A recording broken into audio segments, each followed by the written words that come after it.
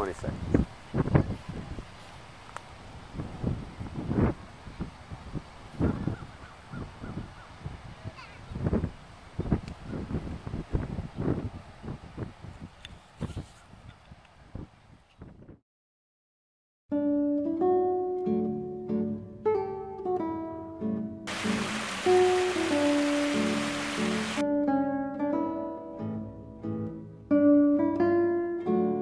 On Martha's Vineyard Island, the soils are so permeable, very sandy. Now we have places where there's clay and rock and other things, but by and large it's very sandy soil, and what goes on the ground or what goes into your drain will travel at the rate of 2 or 3 feet a day downhill to the nearest water body. So when runoff comes off of the road and into soil, it'll move downhill at a very rapid rate. So there's some kinds of cleansing that can take place when contaminants hit vegetation, and some plants will actually take bad things up through their roots. And this is one of the functions of wetlands. Many times for human beings it takes a crisis to get people's attention, and we see this in all areas of life. And we're hoping that the kind of closure of shellfish beds that we're seeing and the severe eutrophication, that is algae growth in the great ponds that we're experiencing, will get people's attention.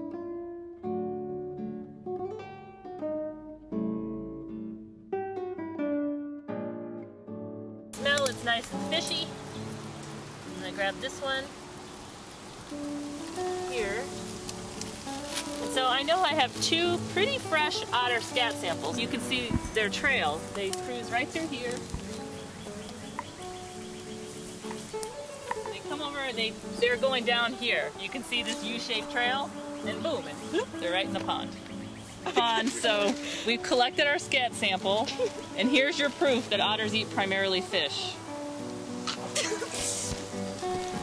Because they feed at the top of the food chain, otters eat fish that accumulate things from the pond. So particularly otters actually eat some of the smaller, slower moving fish, and those fish spend a lot of time in the sediments of our ponds. And so, if there are septic systems that are near the ponds and the plume comes down to the pond and is bringing things from people's septic systems, and it could be things that we don't even think about.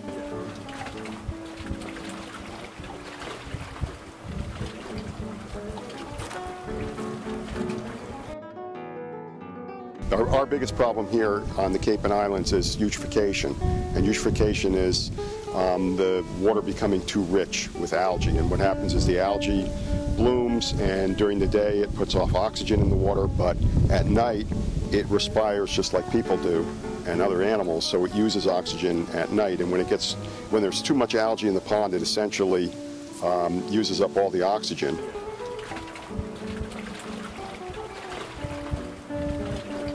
$3,750 oysters, if they're harvested, they essentially remove the nitrogen coming from one person within the watershed. So we're looking at 10,000 oysters would undo one residence. This algae tends to break up and settle on the bottom and then rot and cause kind of an anaerobic mud on the bottom. I mean, I've been here 30-something years, and when I first came here, this bottom used to be clear like Menemsha Pond. The bay scallop, which has had sustained populations in the pond at times when it's been open to the sea for long enough periods to be salty enough.